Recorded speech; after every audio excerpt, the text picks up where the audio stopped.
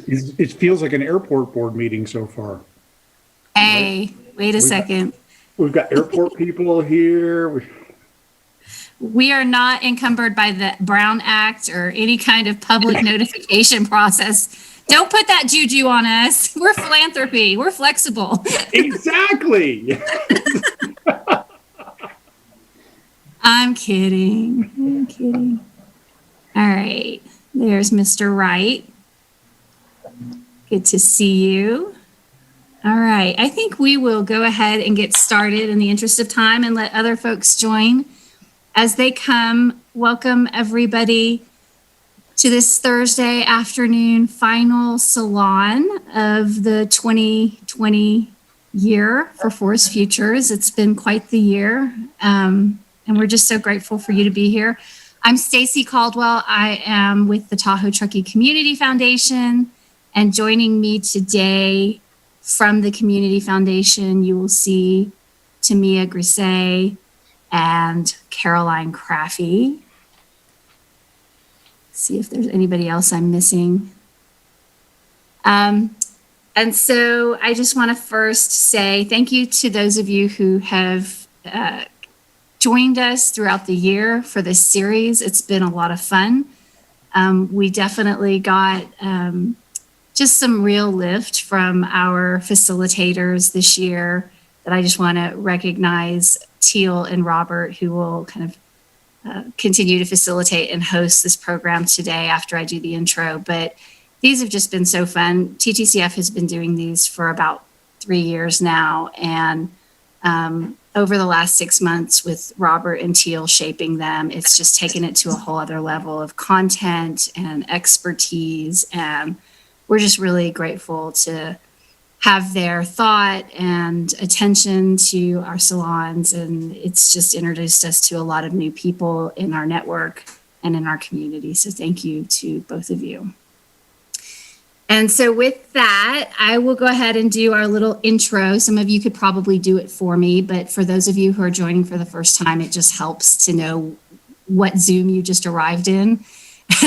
You found your people if climate action, forest stewardship and resilience, philanthropy, innovation, and basically the North Lake Tahoe community is your thing, all of them, whatever, you found your people.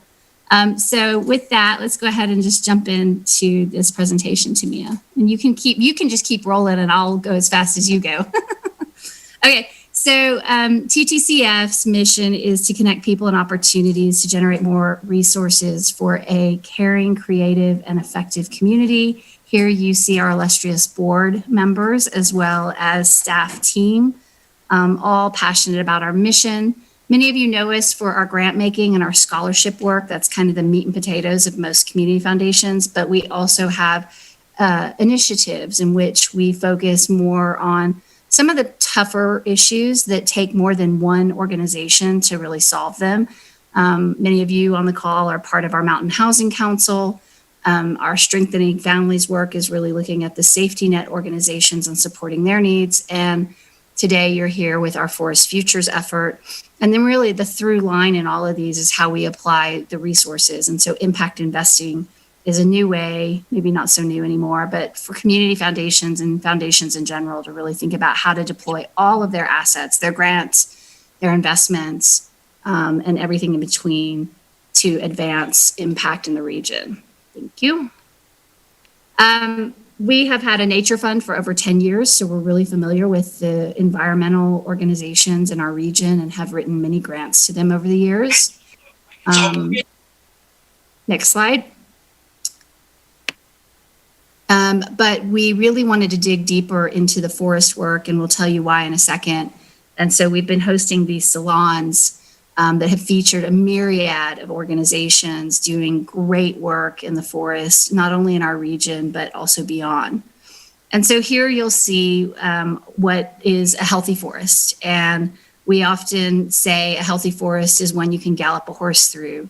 If you look at our community, you can see a lot of areas where you definitely can't even walk through it yourself.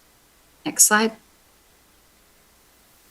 And so we've seen changes happening not only in our region, but throughout all of California.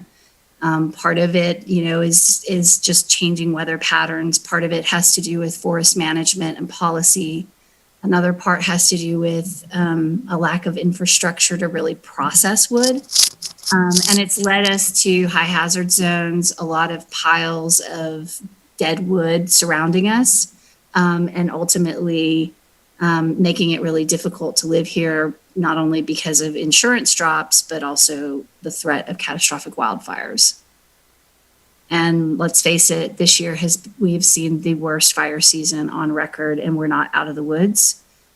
Here are some of the numbers, and they're just fairly horrific. And we just keep coming back to this place of, if we could apply the same amount of funding, resources, activity, strategy to getting on the front end of these issues, we really believe that the costs, the human costs, the community costs, the financial costs would be significantly less. And so that brings us to the Community Foundation's role.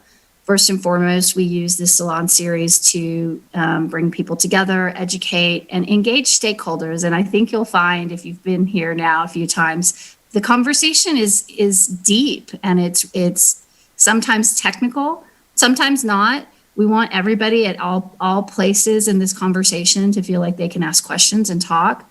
But it's just been a wonderful forum to really identify those stakeholders and advance conversations. Mobilizing resources in this conversation. So, the Nature Fund continues to grow and produce grants. Oh, hello. We have a fund right now specific to this program that we continue to raise money for. And we're currently designing donor advised funds that will address some of this work, as well as exploring a venture fund that could advance the idea of market-based solutions for the forest, which we've been talking about now since bringing Robert on the team and Teal as well. And then finally, we're currently exploring the idea of a venture prize challenge for this work. And so that's where we've been. Some of it's a little further along than others, but that just gives you a snapshot of our role. Next slide. So in traditional salon fashion, we pride ourselves on being one of the best networking opportunities in town, even on Zoom. And so what we would like to do is ask you an icebreaker of one thing that you plan to do in the forest this holiday season. There's so much to do, and introduce yourself, share your link, and we'll break out. And how long do we have, Tamia? 3 or 4 minutes? About 7 to 9 minutes. Okay. So yeah, get to know who's in the room. Think about it as a coffee break, and when we come back, we'll get into our program. All right. Enjoy, everyone. You will receive a 1-minute warning before the time's up.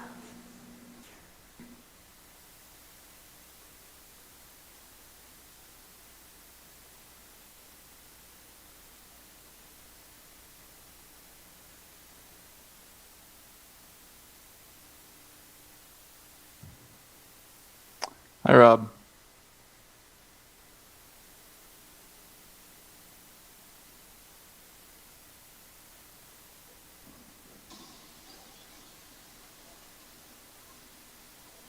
Hi, Jim. Good afternoon. This is Rob. Hi, Jim, Matt. Hi, Rob. Okay, I've unmuted. I'll say hi again.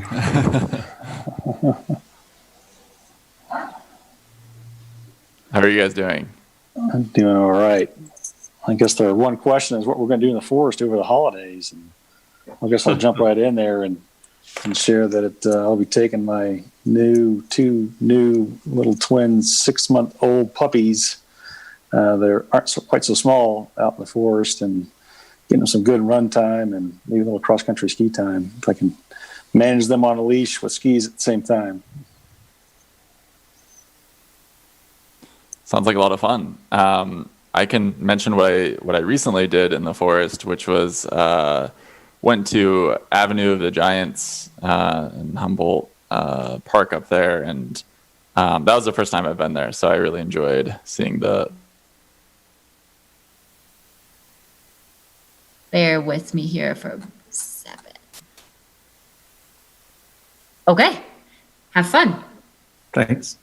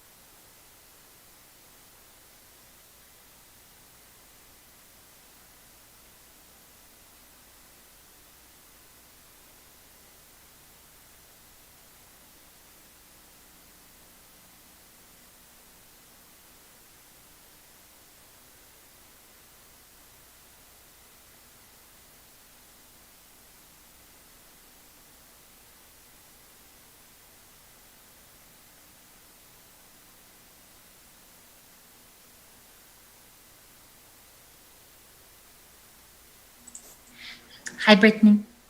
Hi. How are you? You okay?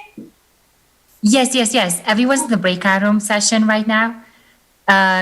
We'll be ending in about less than 5 minutes. Would you want to join one or? Yes, I was in breakout room 1, but I got a you were. notification that my microphone wasn't working, so I had to restart.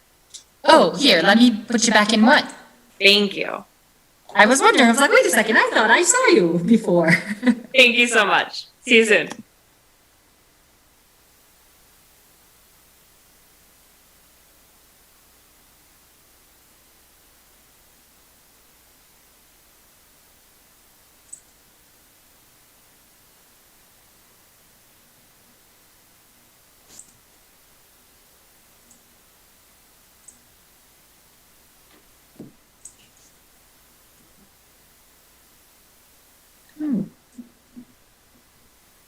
I might be.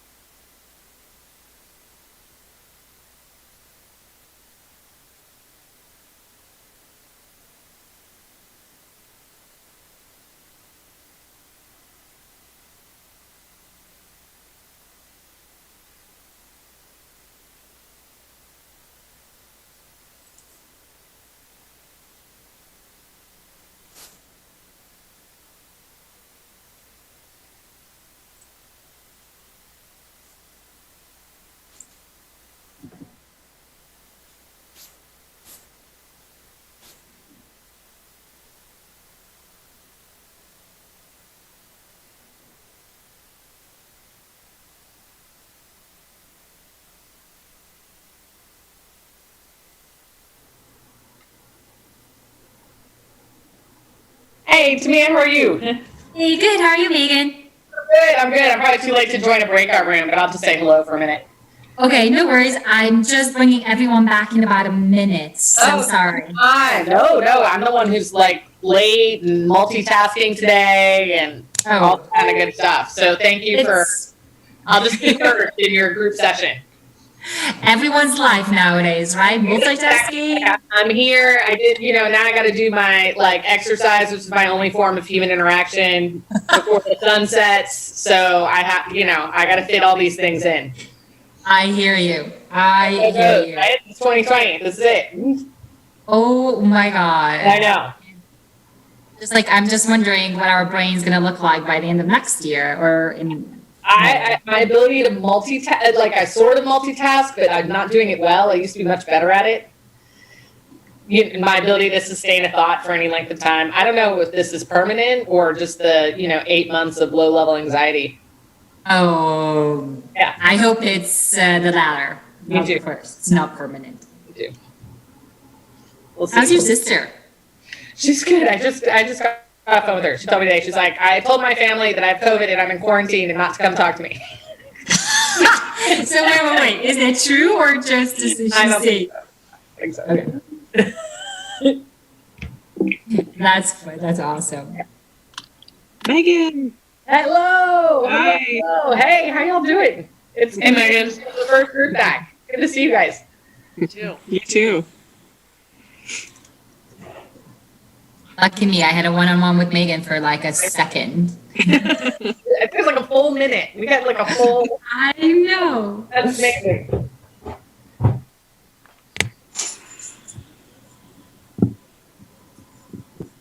4 seconds until everyone is joining.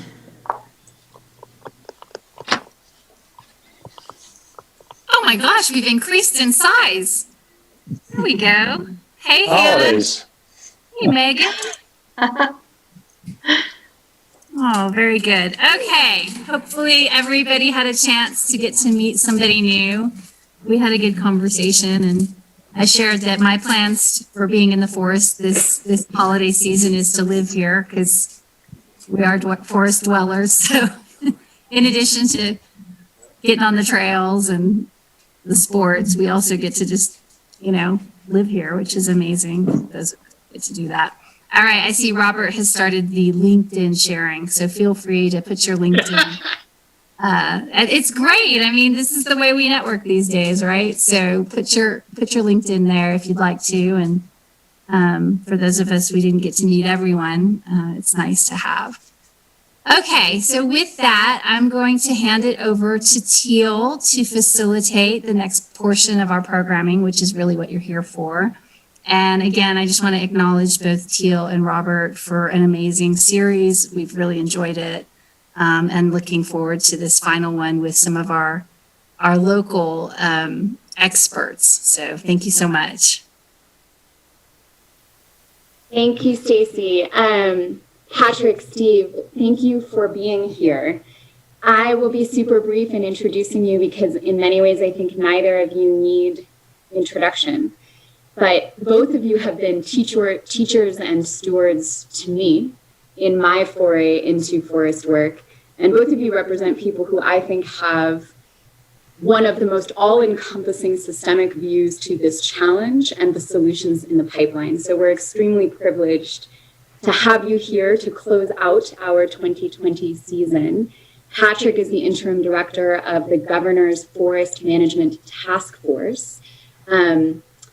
Any further introduction would lead me to saying things I hope he will say today about action that may come. So I will simply leave it with that. And Steve is the president of the Sierra Business Council. Together, you both, I know one another, know this community, know this region, know this space, and represent knowledge of industry, policy, workforce development, education, community challenge. I mean, the breadth of perspectives that I know you both seek to coalesce in your work toward clear opportunity and action is mind-numbing. So thank you for being here. And today's panel format is largely going to be a discussion. So we'll start with a couple of questions. will allow you to speak with one another. We will hopefully have a dynamic, engaged question and answer. Robert and I will be monitoring the chat, so please feel free to throw questions in there, to raise your hand, to send a note to one of us. Engagement is a priority, so make your comments heard. And I want to start with a softball question, which is, there are so many stakeholders and so many seemingly competing priorities at play. Is alignment important, and how do we get there? I know you are both thinking about that question. That's not a softball question. I know you're thinking about that question, both of you. Patrick, would you start us off with a perspective on how we seek and whether we need to and how we get to alignment across all of these competing priorities? Sure. I mean, I think and that's obviously a big part of my job right now, is trying to sort of connect the dots and deal with a lot of different agencies and programs that are in silos. And I think what's essential to try to get a handle on that is, and I'll try to do this really fast, is to try to kind of give you guys a sort of a layman's term version of the biggest trends that are happening right now in forest management, to then help us try to figure out that, okay, given those trends, how do we align to meet those trends? And I want to emphasize that seeing that Scott Conway is on with us, he's gonna wince at all my overgeneralizations and could probably answer all these questions in a lot more detail, because he's been on the cutting edge of virtually every one of these trends that I'm going to sort of quickly go through and pioneered them. But I started up in Tahoe about 15 years ago, and forest management was completely new to me. And what I've seen since that time is that we have the whole forest management space has just rapidly transitioned from a world where you had single agency, single purpose projects, on their own land, to these sort of large scale collaborative multi-benefit projects. And in fact, I would say there's, quick and dirty, there's sort of 7 large scale themes. One is everybody's going big. They know to get a handle on the forest management crisis, we've got to do projects that are tens of thousands of acres, not tens of acres. We've got to do multi-benefit projects, not just focus on, say, fire or timber. We need a lot more prescribed fire. Everybody wants to try to get there. We're using a lot more science, a lot more cutting-edge tools. That's a 4th tool. 5th, we're really trying to focus on wood utilization, not just for timber harvest, but to store carbon, to reduce greenhouse gas emissions, do all sorts of things. 6th, we're all trying to be more collaborative. We're recognizing to get anything done, you've got to have a half a dozen different agencies and stakeholders on board. And then finally, everybody's trying to focus on development of regional collaborative frameworks as sort of the new framework for forest management. When I started, again, the Angora fire hit in Tahoe. So Tahoe is a great example of that. So you have one of the worst fires in history, a couple hundred, structures affected, and Tahoe did the old school thing. We mapped the whole basin, we figured out what the high priority, high risk neighborhoods are, and we attacked them one by one. 10-acre project here, 100-acre project there. State Parks took care of its land, Forest Service did its, we did ours.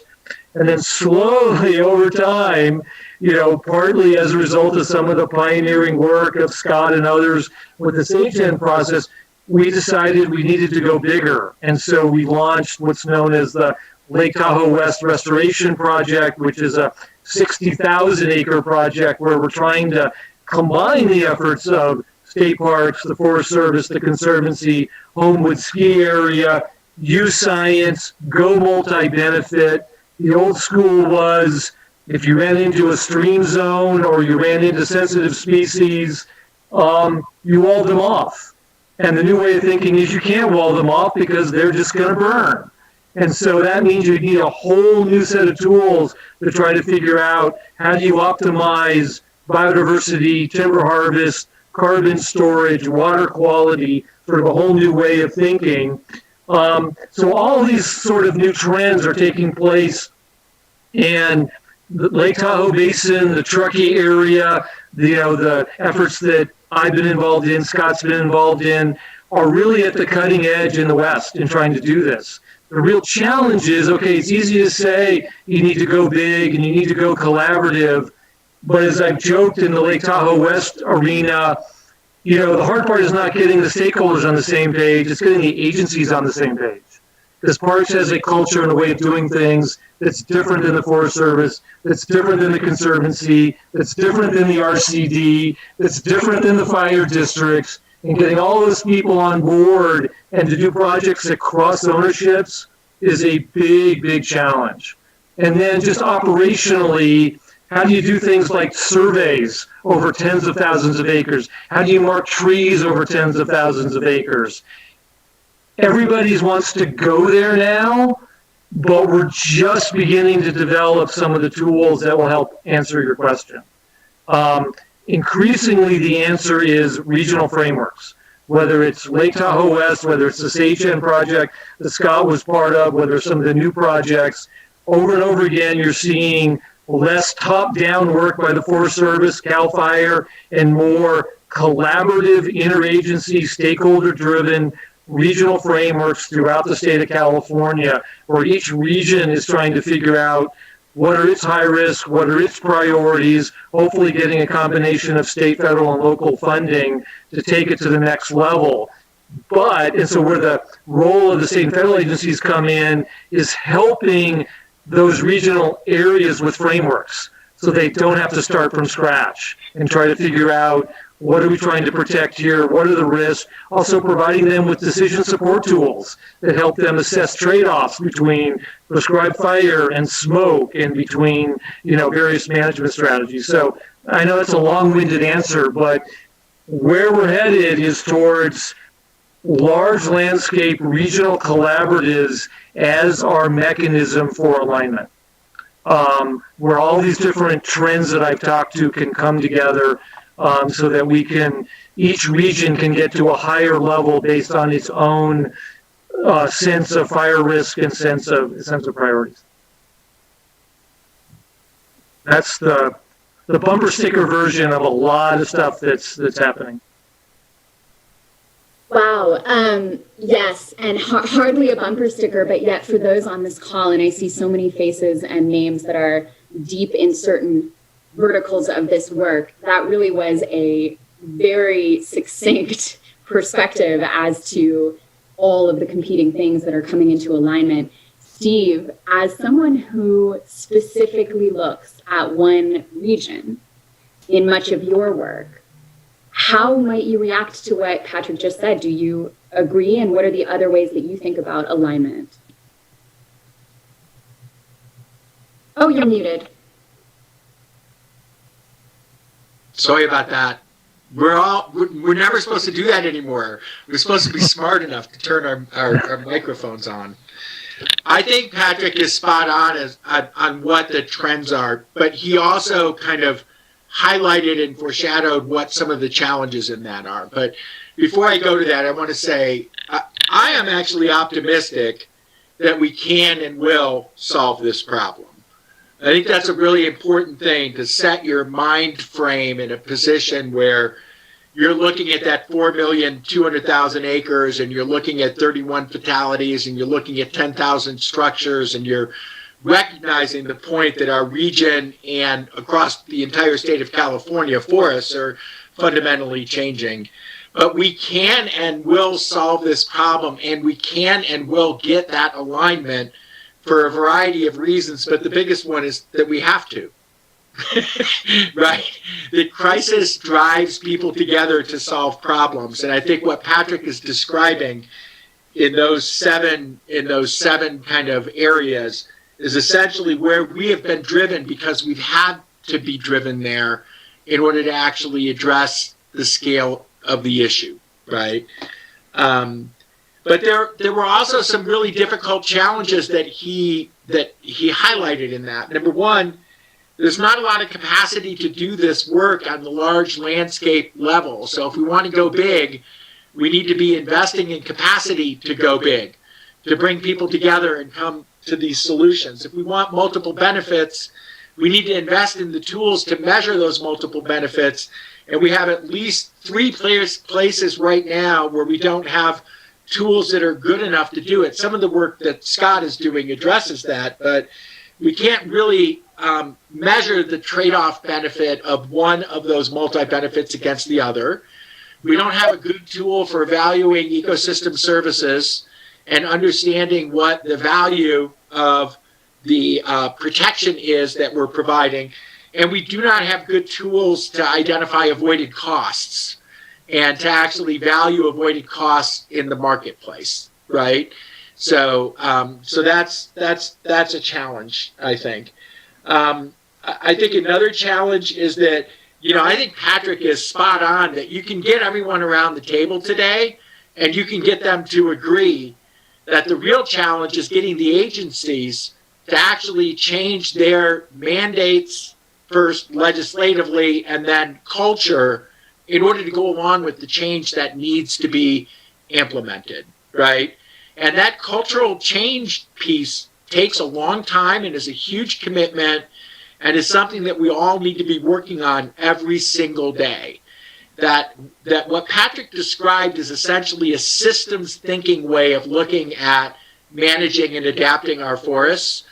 And we have to bring all of the different agencies and entities together to see it in that same light so they understand that their piece or their vertical, as you put it, Teal, is really significant in solving the overall problem. And they can see clearly where it fits in and how it is supported by other, other efforts and how they contribute to the success of other efforts. And then finally, I would say, I think one of the other challenges is this issue that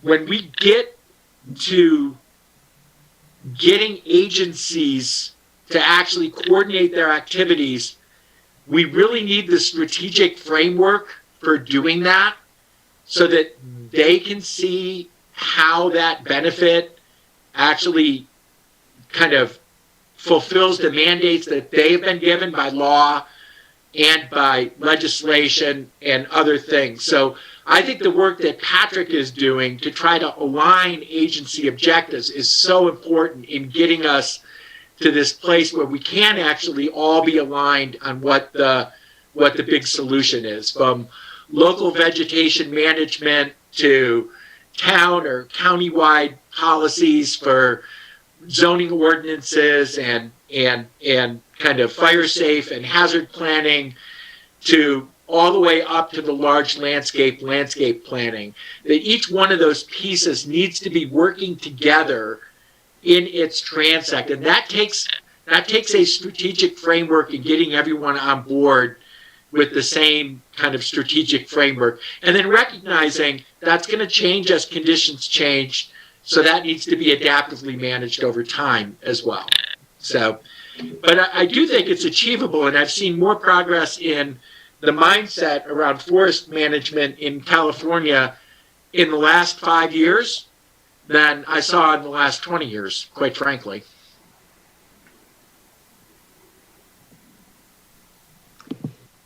Patrick, your work in leading the Governor's Forest Management Task Force, so much of what Steve is describing about strategic frameworks that coalesce efforts, you mentioned regional scale, regions understanding their own risk and their own opportunity.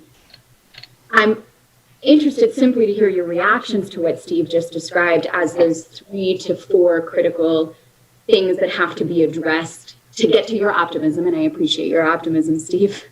But I'm also curious to ask you, Patrick, about examples where you might see strategic frameworks that are either in the pipeline or have worked or you see as critical to moving forward. Well, yeah, no, there are several great examples. I mean, I think the pioneering work was actually done just north of Truckee, and Scott was one of the leaders in that at Sagen, where they for the first time, really sort of pioneered more ecological approaches and holistic approaches to forest management. And now other collaboratives throughout the state are taking that up and even going a step further.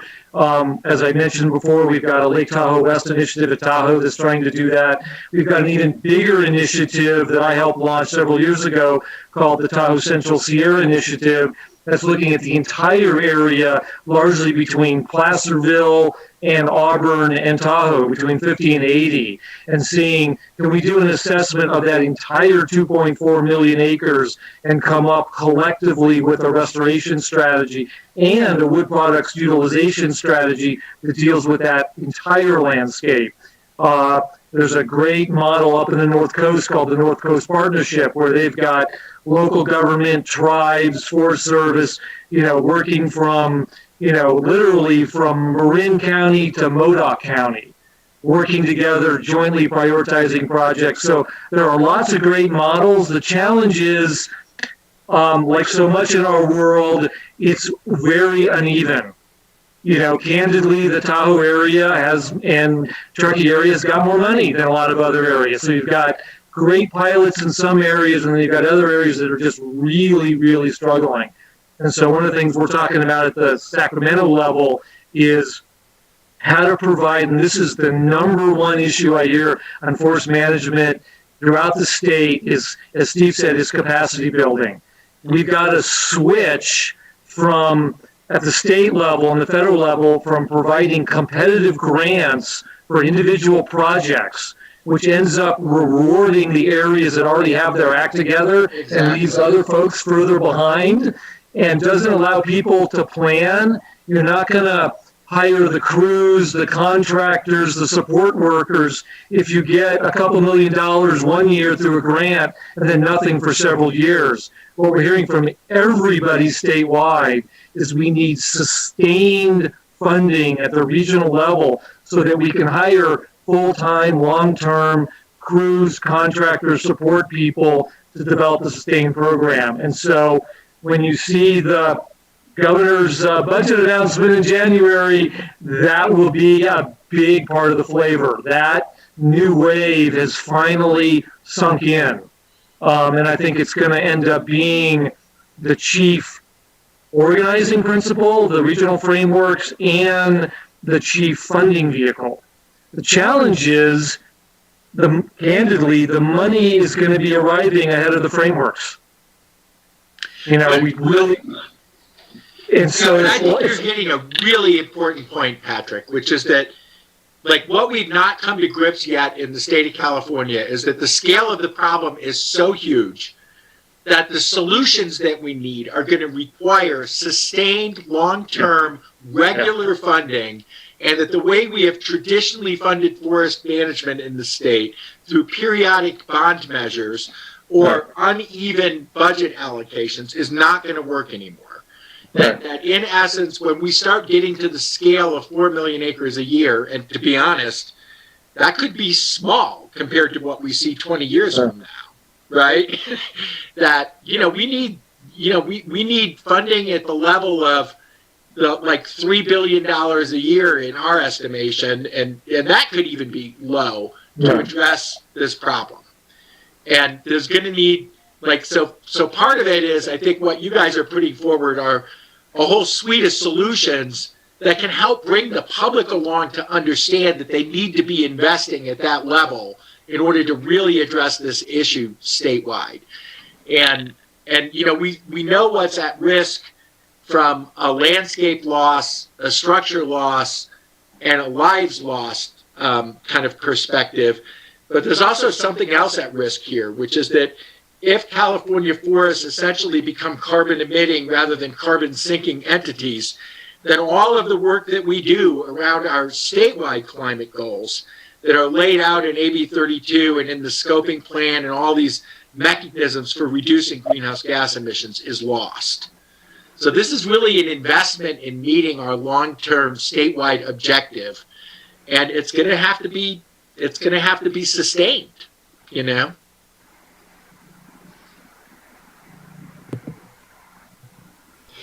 So do you want $3 billion a year, Patrick? Well, I mean, I think, enough? he's right. I mean, I think that's going to be the challenge. I think, you know,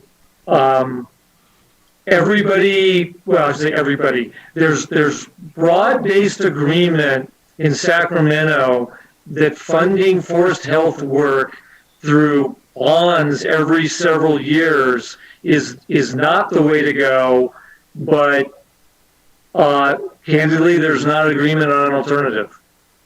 And so you're likely to have, and there already was one refloated, I think, 2 days ago, as Steve knows, you know, yet another bond that's headed for the 2022 ballot.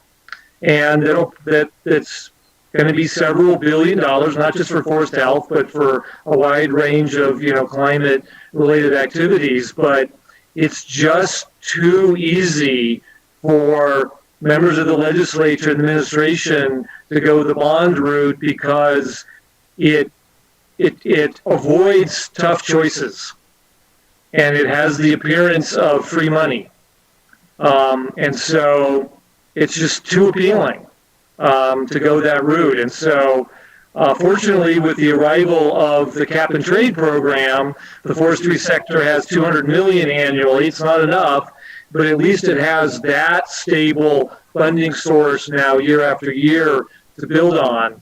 But Steve's right. Ultimately, the forest sector is going to need dedicated funding like the transportation sector, the air quality sector, but there isn't those other sectors have fee mechanisms that get them there, whether it's a gas tax or it's a permit fee. The problem with the forest health world is there isn't an obvious way to go. And so, as Steve knows, over the years, many different interest groups have floated lots of different creative fee mechanisms, you know, whether it's an oil and gas fee, a license plate fee, now they're talking about a plastics fee, all sorts of creative ideas, but an extreme reluctance to use general fund money to get us to go where we want to go. Although there was a little bit of a breakthrough last year, at least psychologically, where the legislature had pitched, I think, a $3 billion proposal, and finance basically just said, you know, it'd be cheaper just to give you guys the general fund money up front because the interest payments would be so high. But those flashes of recognition are few and far between. Yeah, I think Patrick is highlighting another really important point. That in essence, we know where we need to go, but we don't have consensus on how to get there to fund this work yet. Yeah. So over the next couple years, there's going to be this dance where we're doing budget allocations. I'm happy to hear, Patrick, that we're going to have a much more robust budget in the January proposal. That'll be great. We're going to need to do budget allocations, and we're probably going to need to do at least one more bond measure in order to fund some of the work that needs to be done up front. But eventually, we have to answer this permanent funding source question. Right. And if we don't answer it, we're not going to be able to do the work at the scale that we need to.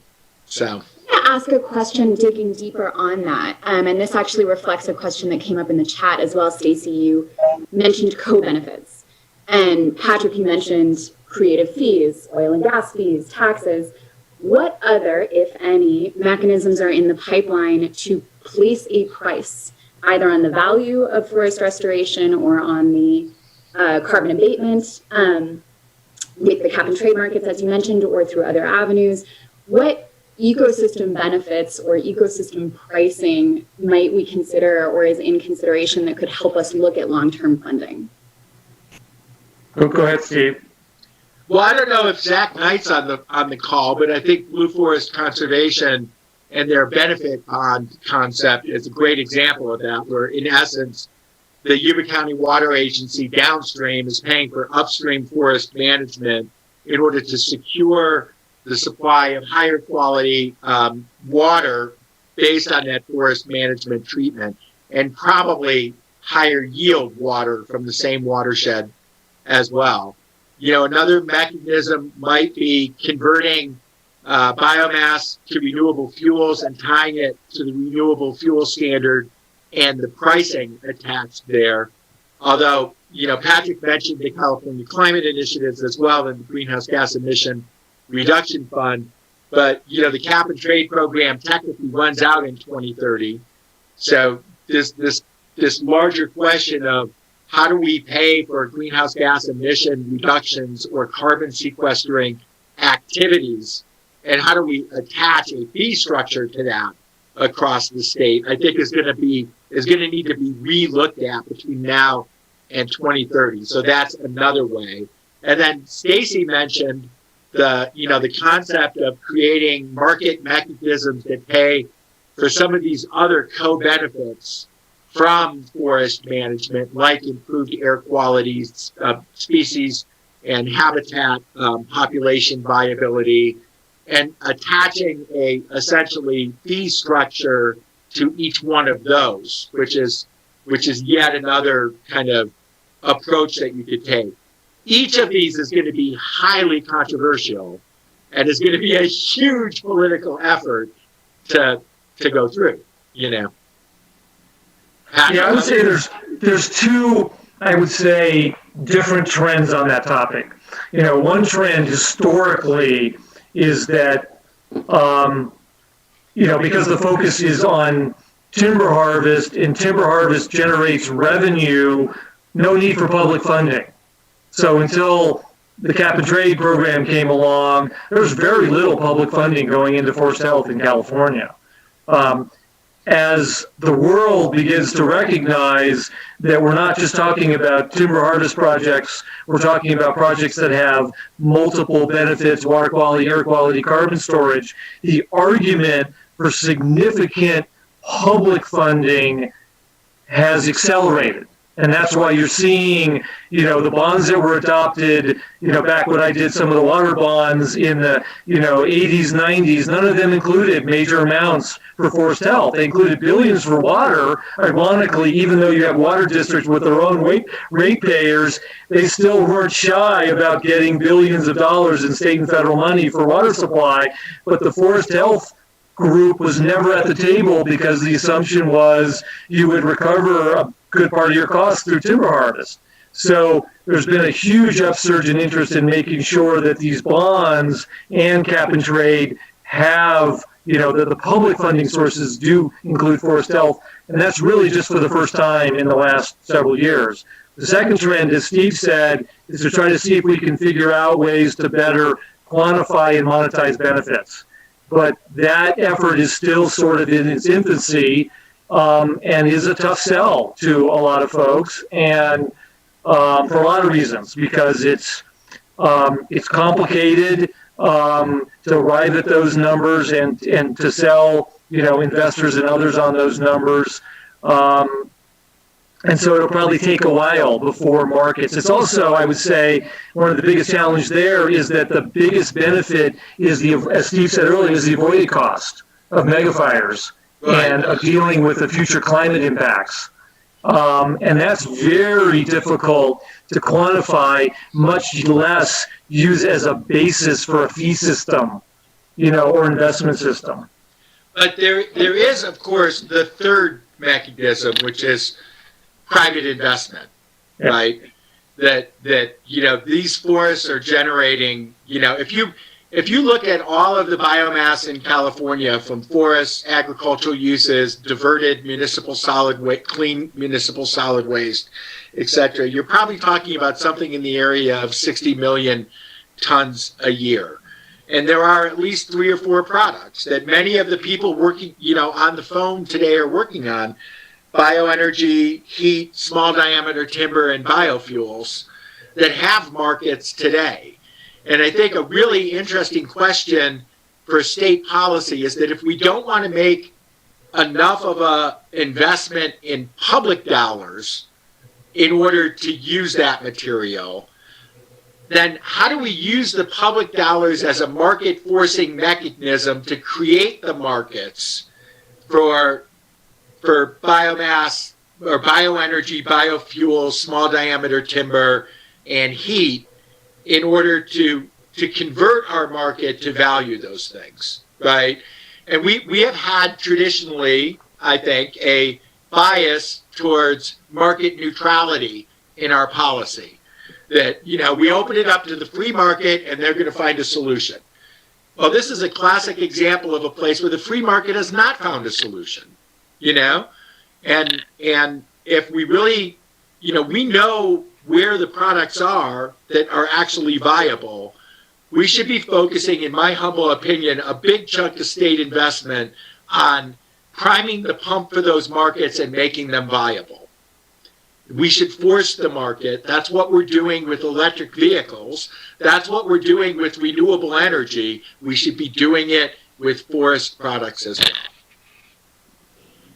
Patrick, interested to hear your reaction on that. As you both know, I have worked quite a bit on thinking through what financing mechanisms could enable public dollars to encourage equity investment or create credit enhancements to force a market rather than just create the tools that, from a financing perspective, or hearkening back to the previous question, payment for ecosystem services. Those two would ostensibly effectively deal with the externalities of the market and drive market solutions. What's your response to the other avenue, which is pick a market and force it? Well, yeah, I mean, no, I think that's right. I think that the challenge is a couple challenges. One is this is not something that government does well. And so it's one of the reasons why state federal agencies have really struggled over the past, 5 years, a decade, to try to figure out how do the state federal agencies jumpstart the market. It's been really, really challenging to try to deal with that. This really hit home several years ago when we had the Tree Mortality Task Force, which was the predecessor to Forest Management Task Force, where you had and still have over 100 million, dead and dying trees. Surely a market would spring up. All that high value material is just sitting there for the taker, but it didn't, because it's expensive. To deal with all that stuff. And you've got to have the infrastructure, and you've got to have the financing, and you've got to have long-term contracts to make sure if you're going to spend millions and millions of dollars in developing a facility that you're going to have material for 20 years, not 2 years. And so huge barriers on both the supply side to try to get the agencies to be thinking more about, long-term supply on the one hand, and then trying to figure out, are there long-term markets on the other end? So an enormous amount of work has been done on this topic, but candidly, still waiting for breakthroughs. I think what you're seeing in the task force recommendations on that topic are pilots, basically, on both ends. So you're going to see a Forest Management Task Force recommendation that says, and the Tahoe Central Sierra Initiative is going to be one of the pilots to say, can we move towards long-term supply agreements? So if a facility is trying to get up and running, like the one at Loyalton, it can count on 20 or 30 years of supply. Can we start a pilot project to try to do that? And then on the other end of the system, can we provide low-cost financing through a state catalyst fund so that folks like the Loyalton facility can get really, really cheap financing to try to make it on that end. And then you've also got to have the energy and other suppliers, ready to guarantee that they'll take that, that supplier material also. So a lot of pilots are happening around all of these barriers. But I'd be the first to say that we're a ways from having a comprehensive strategy. So this is where we get to be a little bit conversations with the arch druid, Patrick, because I just want to point out that we have forced markets in the past, and we're doing it right now. Rural electrification was forcing a market for electricity. CAFE standards forced a market for reduced emissions from automobiles. Yeah. CFCs forced a market for reducing fluorocarbons and eliminating the ozone hole. And we're doing it right now by saying we're going to go all electric vehicle by 2035, right? So, I think I appreciate the point that there are problems to deal with when one forces a market. but I think the scale of the problem is so large that we at least have to think through what would it take to force markets for certain products, like switching out, liquid fuels with biofuels, carbon-based liquid or petroleum-based liquid fuels with biofuels. What would it take to require 10% of all building materials or 20% or whatever it is in state-constructed buildings are made from wood products? What would it take to require every building above 20,000 square feet to do a carbon calculation for their building materials, right? There are ways that we could intervene that would create markets that would not be too disruptive, but would begin to use more of this material on an ongoing basis. Right. No, I think I don't disagree. As Steve well knows, for instance, the California Public Utilities Commission tomorrow could create that market, but they have a more narrow focus. Their focus is what is the cheapest way to supply energy to the grid, not what is the way that has the broadest public benefits. Because there's no question that adding more biomass to the grid than the PUC is comfortable with would have enormous public health and economic benefits. But because it's more expensive than solar, not only does the PUC not want to go there, but the public interest groups, advocacy groups in front of PUC don't want to go there because there's such a focus on reducing costs. So it's partly back, I know we keep coming back to this, but it's partly is this issue of quantifying avoided cost of doing that. And I think there was a report, I don't know, Steve, you saw it just 2 days ago that crossed my desk where sort of the first study that I've seen that really tries to take a comprehensive look at that. And I just think we need to really keep hammering on the cost of not effectively, treating our forest, because here's a great example of avoided costs not being calculated. The CPUC report on the brownouts in California in July and August came out and essentially identified that one of the largest causes of those brownouts was that we now have so much renewable energy on the grid, essentially, that when it fails to produce later in the afternoon and early in the evening, because we have so much intermittent renewable, right, we end up having a shortage of power at certain times of the day, and what we need is more baseload renewable that can produce energy between 4 o'clock in the afternoon and 7 o'clock in the evening, right? So that whole thing of that in essence, solar and wind is lower cost. It's only lower cost if you don't take into account the intermittency of the power and the cost of a blackout, right? That's an avoided cost that we do not calculate in California, right?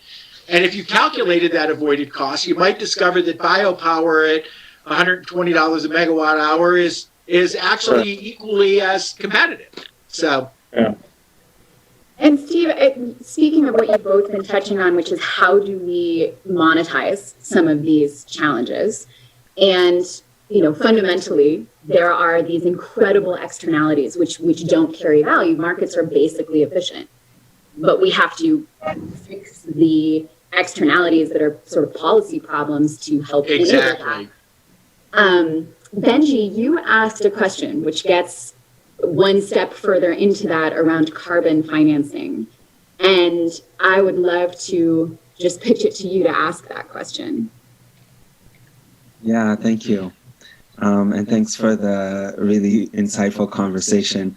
I was curious to know a little bit more about the carbon financing and what have been some of the pros and the cons of that so far. And in other words, what have been some of the benefits? You mentioned $200 million in, I think, annual funding.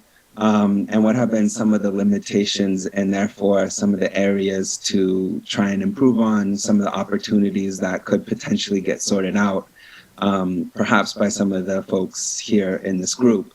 so that carbon can become a little bit more of an opportunity to value or monetize some of the forest management and forest restoration work that needs to be done.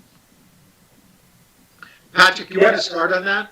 Yeah, I mean, Steve's probably more knowledgeable than I am, but I guess a couple quick points. One is, the so-called cap and trade money is basically just fee revenue that are being used for not just forest health projects, but transportation projects, et cetera.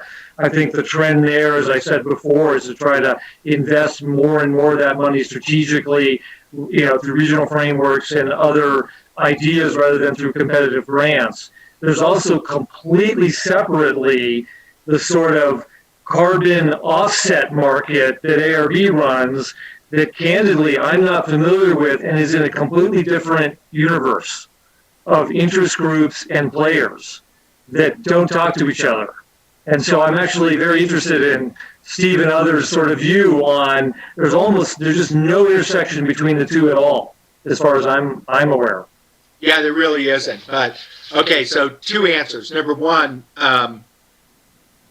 Benji, the CCI, the greenhouse gas emission fund funding is critical to California forest management, and it is one of the only consistent long-term sources of funding, even though it runs out in 2030, that we currently have. It's something that we should be building on, right?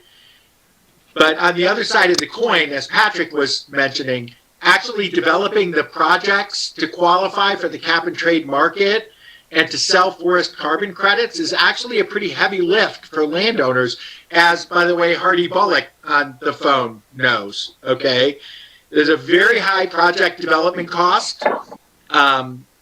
So for private landowners, you might need to invest $250,000 in doing the carbon inventories, preparing the project, doing the modeling, putting in place the forest management plan, everything else you need to do in order to get to the point where you can apply to register on the carbon market to sell those credits. And even though the credits are generally selling, they might not sell at a rate where you get your return on investment for that initial investment for a decade or more. And in essence, you're encumbering that land for 100 years, and it might take you a good portion of that 100 years to see the payback. So unless you have landowners that have, number one, that much upfront capital, and number two, that much patience, it's really hard to develop projects to place on the carbon market. We've tried to do 4, and none of them ever made it to the market. Now, we were kind of crazy in some of them. We did some oak woodland projects, which would be really nice if those would work, But it's a difficult process. And Stacy, to answer your question about what percentage of the budget is forest management, right now, most of that is coming from CCI, from the California Climate Initiative, or the cap and trade monies, right? And Patrick, it's been running, what, $200 to $300 million a year generally? Yeah.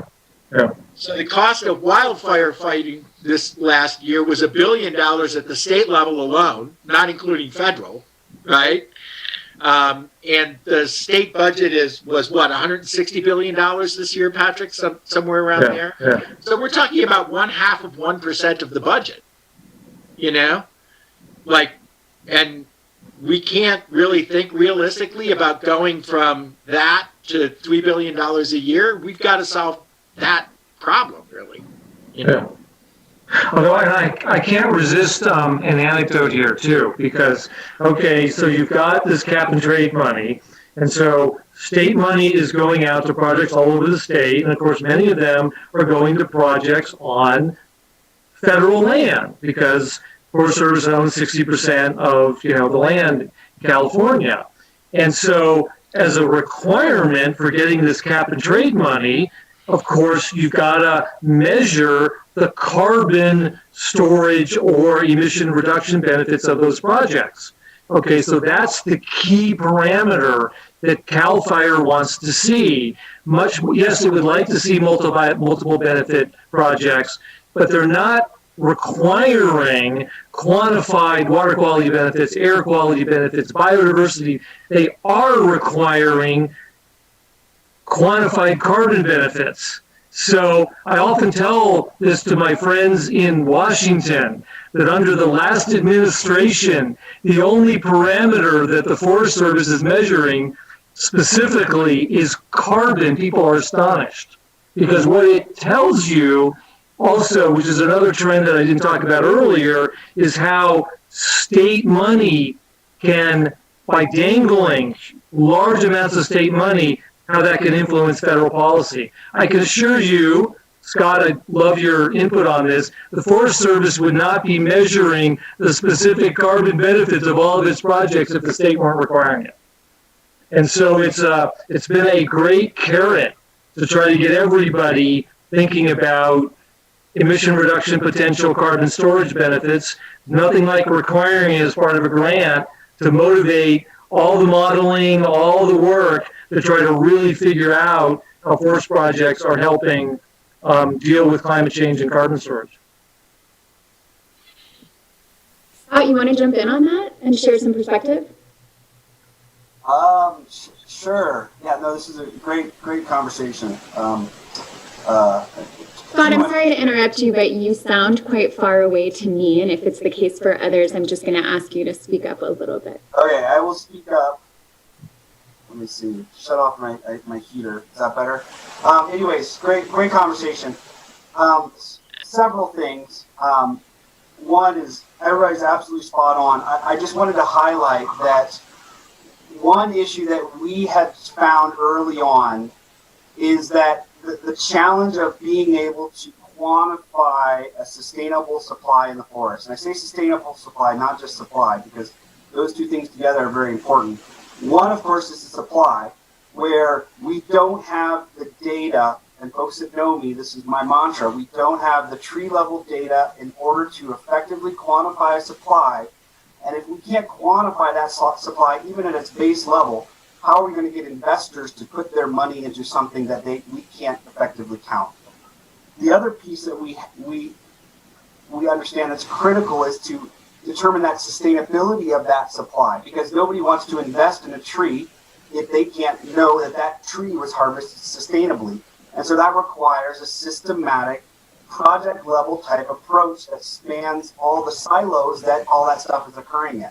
Because nobody's just going to invest in one private landowner or maybe one land agency. They want to see a comprehensive, de-siloed production of what is probably going to come out and how much of that is going to come out. So I just like to highlight that just talking on the demand side of the solution is absolutely imperative, but trying to get at that quantitative supply side is just equally as important.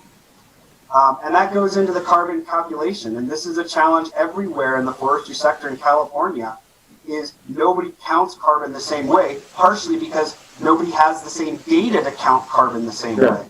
And so we're always struggling with, okay, you count carbon with a survey, we count carbon with LiDAR, you count carbon through your thumb and measuring a few trees.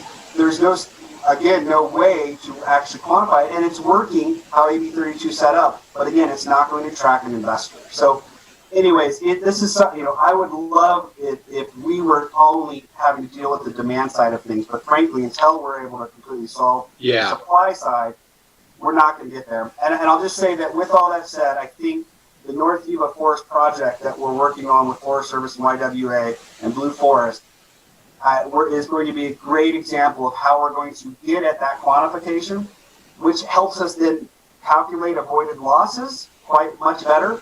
And then even more important is go beyond avoided losses and start talking about those benefits, right? Because avoided losses of, we just saved a house, we just saved a watershed. But by doing something, we also increased water. We also improved wildlife habitat, and all those benefits are more than avoided loss. And then all of a sudden, the investment becomes even more attractive. But it all starts with counting at that very specific level that allows an investor to be comfortable with how we're talking about supply.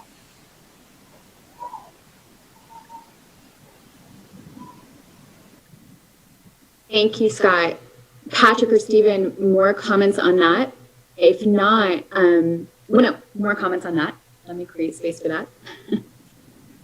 Can I also ask a follow-up question as you maybe respond to what Scott said, which is around whether or not some of the public land, particularly the national forests, could tap into the carbon offset side of the equation. It sounds like they are tapping into the grant application side, which is the 200 million in funding. But is there an opportunity, and I don't know if this is getting into double counting, but for those that aren't applying to that 200 million grant funding, could they potentially, with like a straightforward reforestation type project, tap into the carbon offset revenue?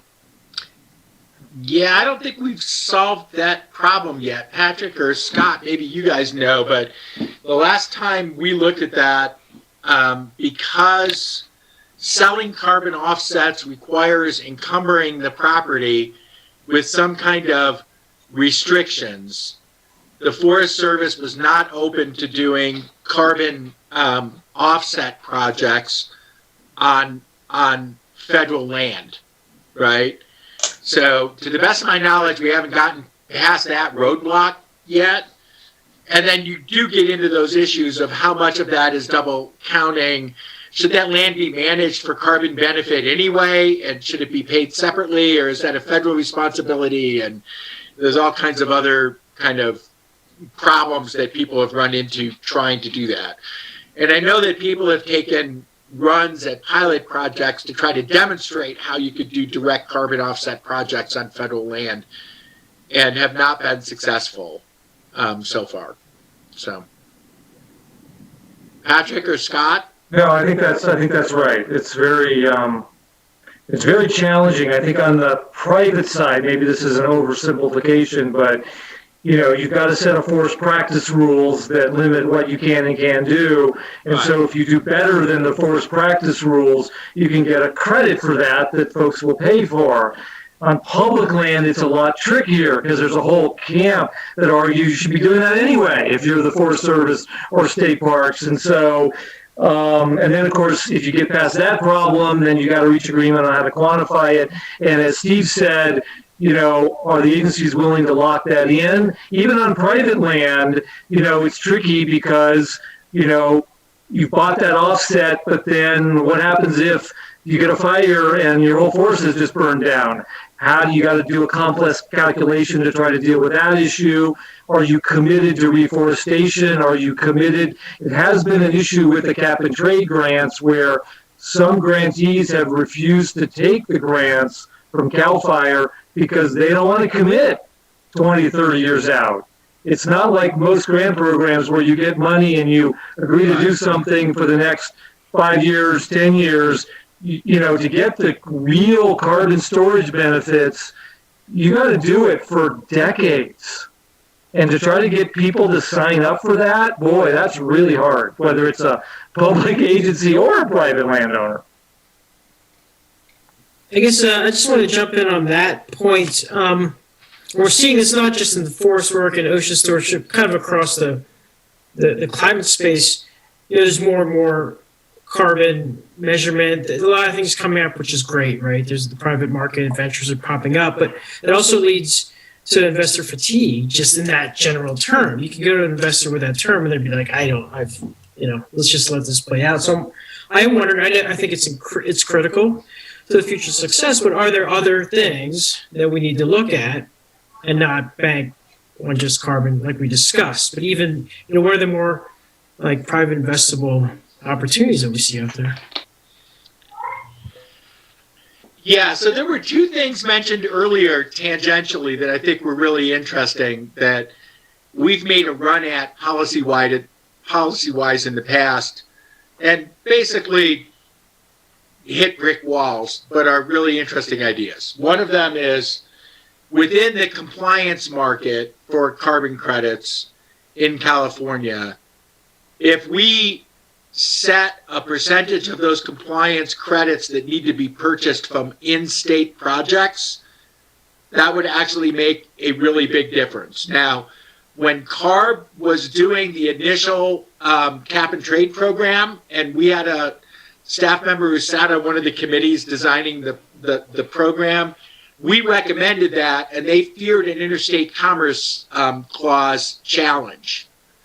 But I'm not, but however, when their solicitor looked at it, they were like, well, we might get challenged, we might not, we don't know, right? So depending upon the administration, that is something that we might want to look at again, because if those credits were all being purchased within the state, it would drive a huge market for carbon credits on forested landscapes in California. The second thing that someone mentioned in the comments that I think is really interesting that we've pushed for in the past is requiring a carbon calculation for new building construction and incentivizing the use of wood products in favor of steel and concrete because of the carbon benefit from using those wood products. So you wouldn't even necessarily need to tax steel and concrete if you simply required the carbon calculation and made building developers who actually sequestered carbon in their buildings, created incentives for them.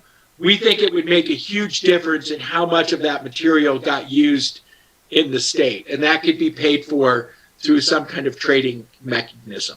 So, but this is a really tough problem. We're getting into all of these really very heavy political lifts to get to doing what, in my humble opinion, if we don't figure out the solution soon, the taxpayers are just going to do it anyway because they're going to have to, you know. Can I just ask about that really quick, Steve? So it is a lot of political lift. How do communities like ours kind of start to understand? I mean, to me, I listen to these conversations and I feel like I'm still learning so much of, you know, the complexities behind this. And to be able to talk to our elected officials at the state, at the federal level about what it is we need, you know, who are your go-to sources for advocacy? Both of you, actually. I'd love to understand how just a normal person in our community can really engage and feel like they're helping with at least their vote and their voices. Patrick, do you want to start with No, that? I was going to say, Steve, you run an advocacy shop, so you should point them the right way. Yeah, so first, we have to remember that California is probably one of the most complex political environments to work in, other than maybe the federal government. Although yesterday I was on the phone with someone who spent the last 20 years working on federal environmental policy with the EPA, who said, I thought I saw a difficult system to shift and navigate in Congress. California is a nightmare, right? So we have to remember that what we're dealing with here is an extremely complex political system that has tons of stakeholders, tons of competing objectives, and all of those kind of issues, right? But, you know, the answer to your question is our legislators, our agency staff, and leadership does not hear enough yet from the public in California that we actually need to change the forest problem. We've seen a plethora of articles in the media for the last year about something like prescribed fire, right? Which I think is a huge part of the solution, Patrick, right? Is getting to the point where we can use prescribed fire and use fire as a tool to manage our forested landscapes. Yet when I talk to prescribed fire practitioners, they have these roadblocks that are, you know, local air quality regulations and constraints, time of year constraints, weather constraints, capacity constraints for how many people can actually do applied fire, all of the rest of these issues. So getting that, like, this goes back to that alignment issue. Getting the stated desire of the public to line up with the policy that is being advanced and breaking down those barriers that exist today is going to be critical. And, you know, so it's through organizations. I'm advocating. So we run, an advocacy shop at SBC. We do advocate in Sacramento and do a lot of it around forest and biomass. We participate in statewide coalitions that advocate. We're beginning to work on media around these issues, but there's got to be more of a voice from the public saying we want to solve this problem. And that voice has got to include a wider range of stakeholders, right? Like right now, most of those stakeholders are environmentalists. What we're beginning to see now is local government advocates who fear the impact of wildfire because it has been so impactful.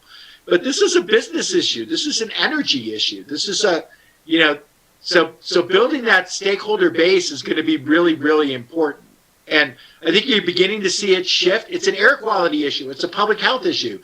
It's a disadvantaged community issue. Think of farm workers working with horrible air quality last year after the CNU and the other fires in the Bay Area, right?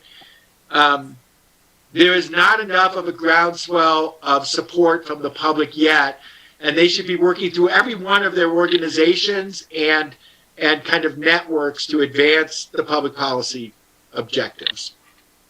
Yeah, just two quick thoughts on that. One is to echo what Steve said. Having worked in my previous career on water, I spent 2 decades trying to work with Steve and others, trying to get folks in the Bay Area and in LA to understand that their water just doesn't come out of the faucet. It actually comes from the Sierra and the upper watersheds, to make that connection to help pay for it without any success. And so what's happening now, and I was just literally on the phone yesterday with a staffer in the assembly who said, my urban members care about this. Why? Because of smoke.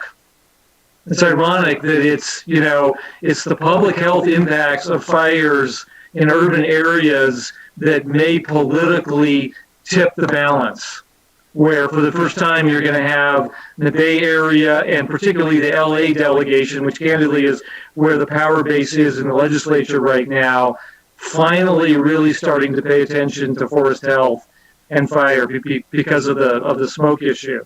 The second comment I have is, while it's true that there are all the traditional sources of, lobbying, and Steve Group does a great job at that, whether it's the bonds, whether it's legislation, never forget the power of local areas and regions getting their act together, because that's where money flows.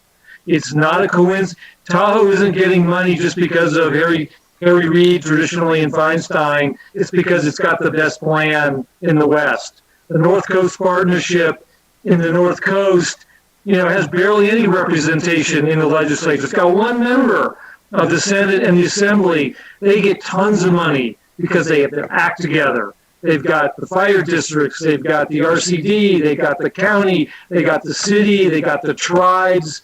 If you can pull together that coalition regionally, I guarantee you money will flow.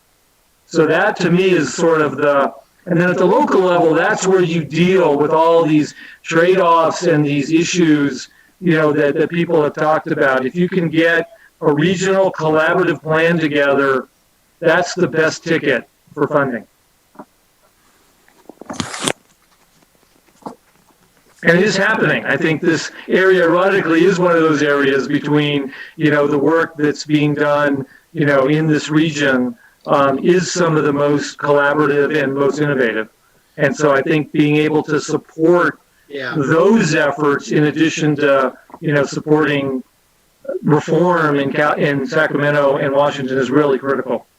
So a session like this, where people beyond the usual watershed groups in Truckee, Tahoe, and forest people, but getting the business community knowledgeable, getting local elected officials knowledgeable and supportive of these regional frameworks is really important.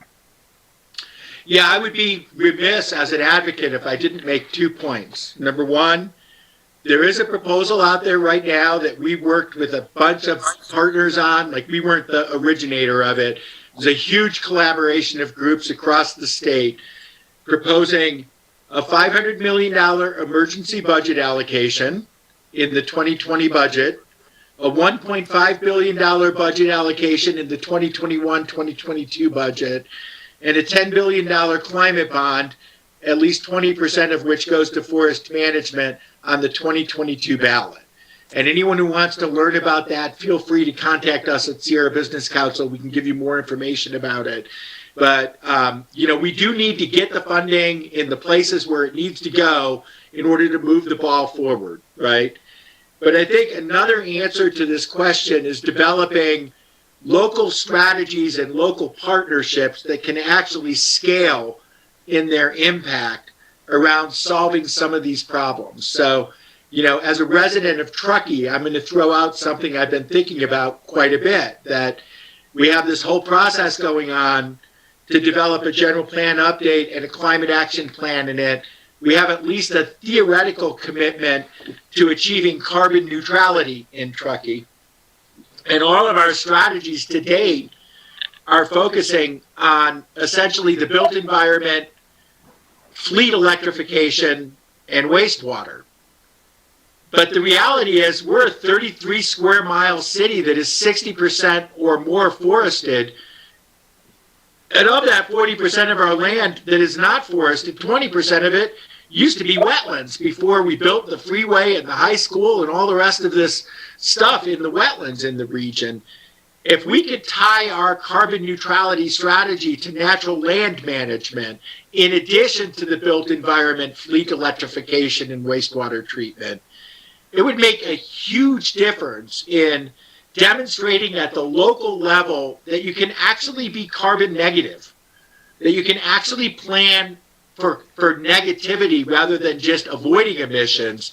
You can actually take carbon out of the atmosphere and still have a vibrant living city, And that's a huge opportunity. And those are the types of projects that Patrick's talking about that money flows to. Have a bold vision and work to get all of the stakeholders at the table and link it to the regional action that's going on and begin to count your own co-benefits and avoided costs and report that, and money will flow to those projects because people will realize that's part of the solution. We could do that right here. That's my soapbox.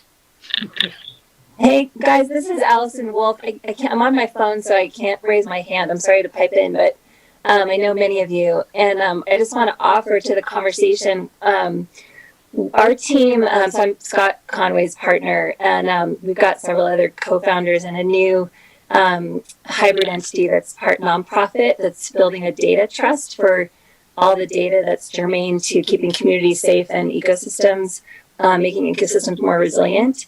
And then a platform play that can build multiple applications for connected issues of land management, land use planning, evacuation planning, those kinds of things.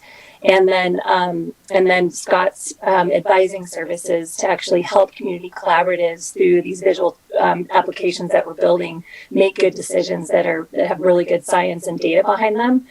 So we've got our team comes from, we've got the person that built the Lyft platform, that built much of the Facebook platform, the Box platform, and Guidewire, which is an insurance risk tool maker. So we've got an amazing team. And then one of the co-founders of Netflix is behind us, financially helped us seed fund the public benefit corporation side of the house.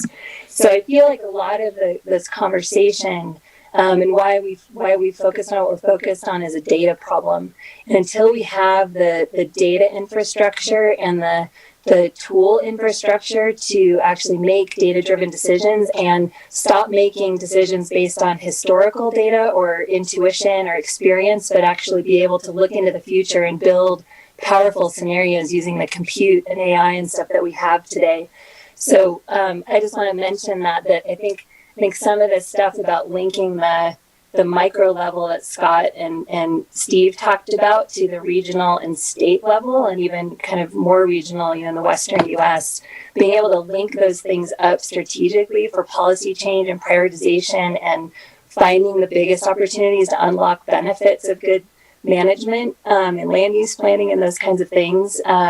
It really does come down to a data problem that we're super excited to be solving, and we're happy to tell any of you more about that.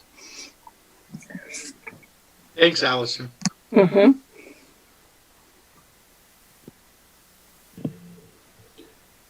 Thank you. I was just going to open it up, and so that was perfect timing.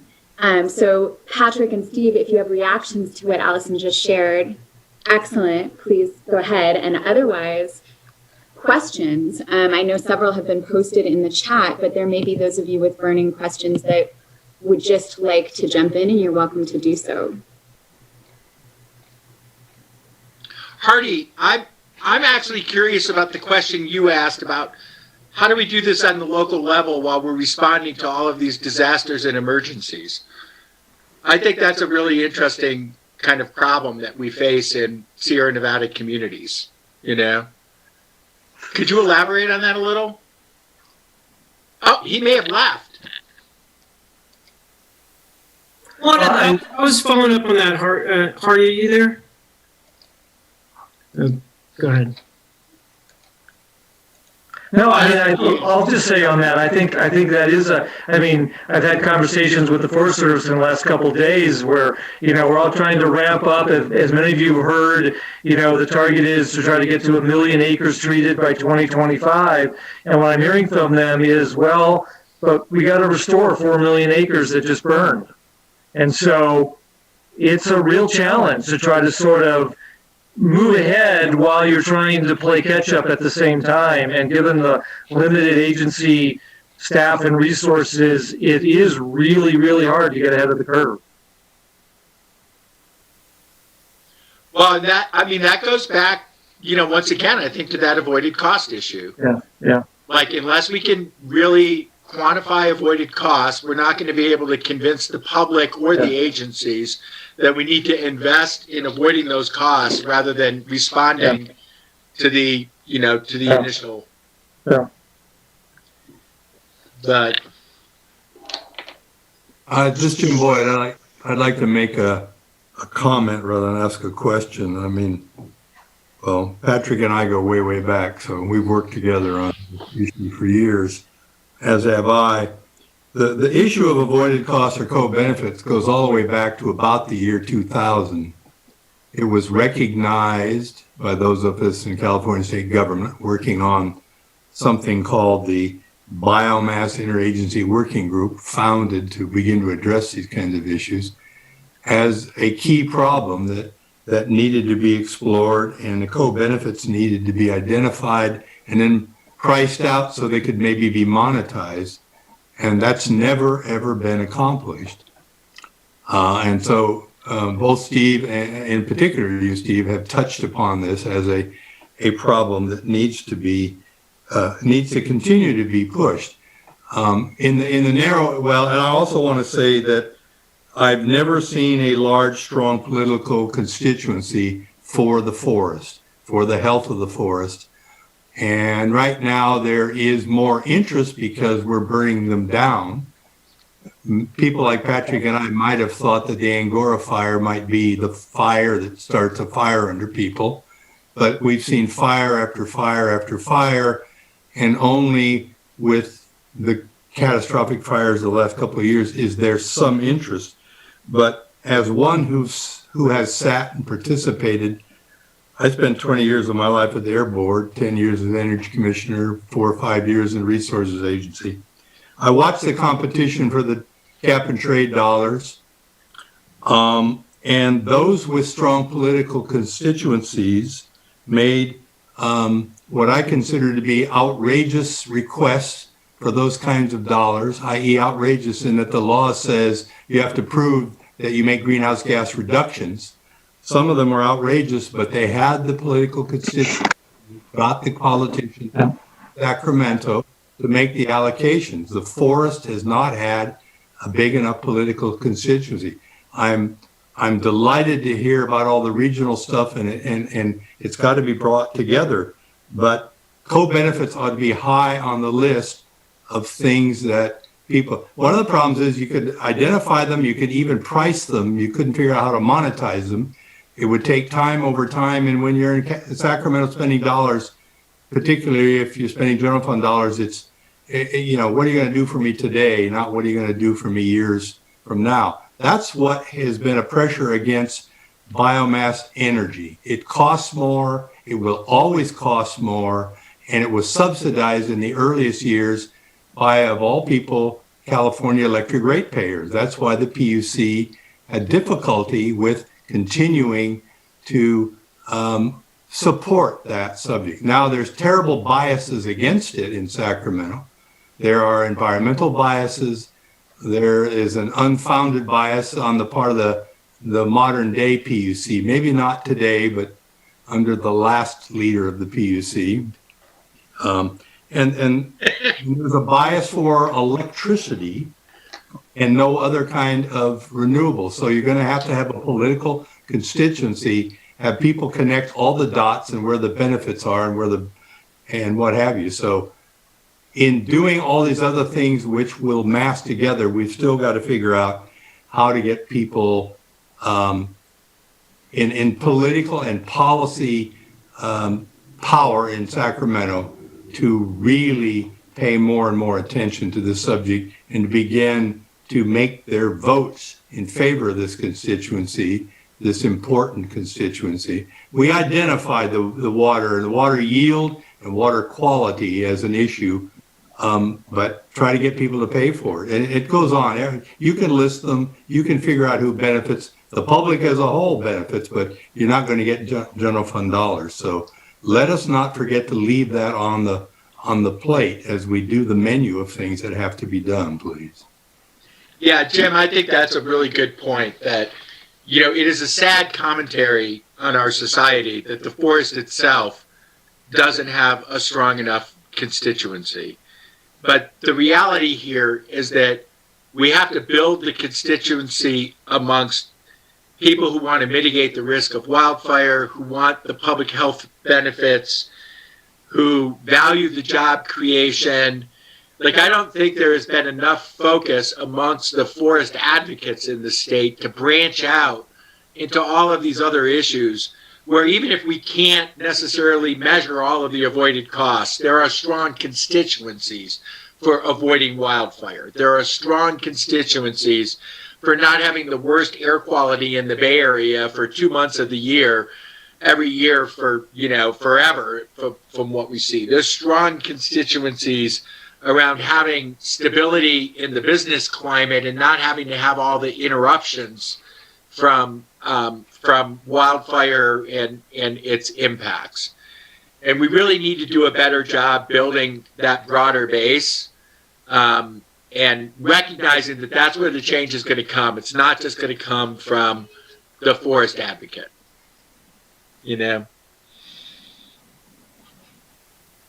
And by the way, you brought up another really interesting issue, that one of the existential threats to the biomass industry here right now is the bias for, like, essentially a bias on the part of some state players to essentially eliminate all combustion overall as a source of energy. Not just wood, but natural gas and others. That, you know, that is a great long-term ideal, but the path to getting there is going to be extremely difficult. And there is a struggle going on right now, particularly within the Air Resources Board, on what the direction should be. And that's going to be a tough debate in California, I think. Well, Steve, you're right. The ARB and the Secretary of Cal EPA do have almost stated, but somewhat unstated, zero combustion goals, which doesn't bode well for biomass to energy in any form, not just electricity.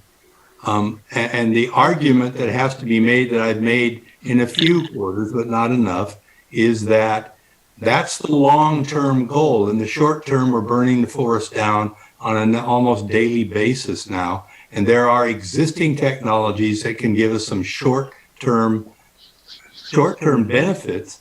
That, I mean, one pile burn destroys an awful lot of greenhouse gas One forest fire destroys a whole year's worth of that. So the limited emissions from a biomass to energy plant are peanuts compared to what we're trying to avoid.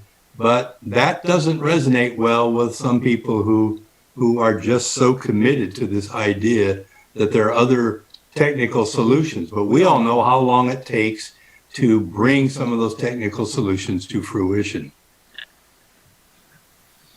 I do think that there's a growing recognition amongst the business community, and somebody asked, how do you mobilize the business community around this issue? So number one, having the data that Allison's talking about to be able to demonstrate what the investment in forests actually means as far as carbon reducing activities, and using that to engage the business community to get them to invest in that strategy is one really important component of that, especially since so many Fortune 500 and California companies have made commitments to try to achieve carbon neutrality in their operations and in their investments in the long term, right? But there's a whole nother element of the business community that is just beginning to speak up now about the cost of business interruption, bad air quality, and other impacts from wildfire that are really important. I think it's significant that the California Economic Summit and California Forward, which is essentially a business organization, came on board with these recommendations for forest funding this year, as did the California State Association of Counties. So there's beginning to be this coalescence between business, local government, and the environmental community and the climate adaptation community around a similar objective. And that's actually, part of my reason for optimism. But you're right, it's going to be tough to overcome some of the inherent biases in our system against certain forms of energy, quite frankly. But you're right, the private sector needs to be brought into this more deeply, because they do exercise political clout, and it can offset some of the internal biases that I don't think some of the highest level leaders in the state historically have recognized, that not all their dots are connected in support of some of these things, and some agencies get to pursue their own agendas beyond what's reasonable with regard to other things that need to be taken care of. And I am criticizing my own Energy Commission, where I spent over 10 years. I'm definitely criticizing the PUC, who was given the responsibility, sadly, many years ago, to conduct the study of the economic benefits of co-benefits and avoided costs. And when that decision was made, I almost begged on my knees, do not give it to the PUC, give it to some academic institution, give it to anybody but the PUC. But they did, and I think we lost a decade of trying to make that point. So now that I'm out of government, I can criticize. And I think there's another constituency that's really important too, which is the point that a lot of people, and most notably disadvantaged communities and vulnerable populations, are being affected by the wildfire situation. It is essentially low-income people who don't have the capacity to adapt to this change. They can't get in their car and drive to Tahoe to get out of the smoke. They can't not work in the field. They can't not conduct their daily business because they're living day to day. And that constituency, essentially vulnerable communities, disadvantaged communities, and people who really are being affected by the public health impact, need to be part of the solution as well. And that is one area in California where we're seeing a lot of investment flowing into trying to address those vulnerable population and disadvantaged community issues. We need to make alliances there, and we have not been able to do a very good job of making those alliances, So we only have a few minutes left, and I'm, Stacey, going to turn it over to you in moments, but I just want to ask you both, you've said many one things. If you could, as succinctly as you are able, articulate the thing. If you could put all your weight, all your muscle power, all your energy into one change, one solution, one thing that might happen, what might it be? And there's a comment from Jonathan in the chat box, which I think may be addressed by this answer. And if it's not, Jonathan will directly address it. What is the one thing? Patrick?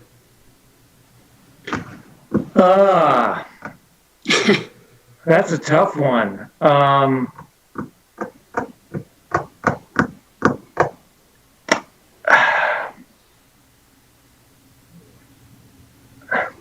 not. It's funny you warned me you were going to ask me this question, and then I completely dropped the ball on Want me to tell you what you said to me at the time? What's that? What did I say to you at the time? You talked about the management and execution of restoration projects at the ground level. Yeah, no, I do think the push which is beginning right now to make regional frameworks the focus as opposed to top-down work by state and federal agencies, to me it's going to be the key for the next decade of making progress on this issue. Is and it deals with a lot of the issues we just talked about, where you've got PUC over here, and you got the Air Board over there, and you got the Energy Commission over there, and you got Resource Cal EPA, and the region is where all that can come together. Because candidly, you're not going to change overnight all those cultures that Jim just talked about among the agencies. They're going to be in their stovepipes. And so the way to align, to get back to your very first question when we started at 3:30, the way to align is not going to be to get the Air Resources Board and the Energy Commission and the Resources and CAL FIRE on the same page, because they're not going to get on the same page. The way to align is to align regionally. So you get money from ARB over here because they've got a cap and trade program. You get money from CAL FIRE over here, and you get some money over here. If you wait for the state and federal agencies to align, even though that's my job right now, is to write a report that aligns them. You know, we're trying to coordinate. I wouldn't say align, but coordinate. The way to get aligned and integrated is at the regional level. That's the one thing. And then enable those regions to execute the restoration work on the landscapes that they manage. Fantastic. Thank you. Steve. Wow. So we make the assumption that we have a technological solution to a natural problem. If I could change one thing, it would be for us to de-emphasize the technological solutions and to shift to natural land management solutions. And the only thing that can achieve that is strong, committed, persistent executive leadership that recognizes the problem and directs kind of agency and leads the public in the cultural change necessary to get there. And much as it pains me to say this, I really do not believe we have that executive leadership in the state today. And I think that's a problem. Like, everyone talks a mean game about wanting to achieve these long-term climate goals, but they're fooling themselves that the solutions are going to be essentially emitting a little bit less of the bad stuff we emit. Like, that is not the long-term solution. The long-term solution is adapting our landscapes to actually function the way they are supposed to function to capture and sequester carbon. And that includes forested landscapes and wetlands and estuaries and agricultural lands and everything else. And I think making that change to really fully internalize a natural and working land strategy that is at least as important as the technological strategies is the kind of big change that we need. Thank you. Stacy, You want to take it away? Wow. Teal, thank you so much for your facilitation. And Patrick and Steve, we are so lucky to have both of you in our community with the experience that you have, the wisdom that you bring to the table, the relationships, the vision. I'm so grateful for what you both do and just feel really lucky to have listened to this conversation between the two of you. It was just powerful. And Jim, your insights as well are very much appreciated. And so I would like to end with this, and I'm going to ask everybody who can. I know that some people are probably having dinner with their families right now. We are past the 5 o'clock time. So, but if you can hear me and you're still on and you can turn your camera on, I'd love to see some faces as we close out our final salon for 2020. Oh, I love this. Thank you so much for doing that. And I just want to say there are a lot of people on this call who have been speakers. There are a lot of people on this call who have been community members who have been attending these over the course of the last year and quite frankly, 3 years. There are a lot of people on this call who have given their time and their dollars and their voices to this work. And I just want to thank you. We are the change agents, and some of us have been further along in our change agent lifetime, and others are just coming onto the scene. And I hope you will continue to use these salons as an opportunity to connect with each other, to continue to learn from each other, and just keep that forest health, which at the end of the day is really the commonality for all of these conversations and co-benefits and avoided costs, et cetera, et cetera. We love the forest. It is it's an important part of who we are and our planet. And so thank you. I hope you have a wonderful holiday and holidays. I look forward to seeing you in the new year. We look forward to sharing the lineup for 2021. It's very exciting, somewhat controversial. I'm kidding. Maybe not. But it's going to be fun. And so I really hope to see everybody at our next salon and some of you in between. And just reach out. We keep connecting. So just keep reaching out, keep sharing your story. And if you have ideas and if you want to be more engaged in this conversation, let us know. We'd love to hear your thoughts, and we'd love to, think of new ways of doing this kind of work. So thank you so much. Again, Teal, Robert, to the board of Ttcf, to the staff of Ttcf, thanks for all you guys do. Thank All you, right. Stacy, for Thank hosting. you. So fun. Thank you. Thank you, everybody. Everybody. Good work. Thank you. Thanks, Keep it up. everyone. Keep it up. Cheers. Thank you. Cheers. Steve, let's talk. Angie, thank you always for your great questions. I know. Who knew you were? I asked Emily Vitus if she knew you because, she's from Auburn. And Did she said she? y'all hadn't met yet. Oh, we'll have to connect. I'm coming out for the Christmas and New Year's break, so. I'm happy to make a connection for you. I don't know that anybody's getting together, but at least you'll know another Auburn local. Yeah, that would be awesome. Okay. Thank you. And thanks for these discussions. Can't wait for the new year. There's just so much. Safe travel.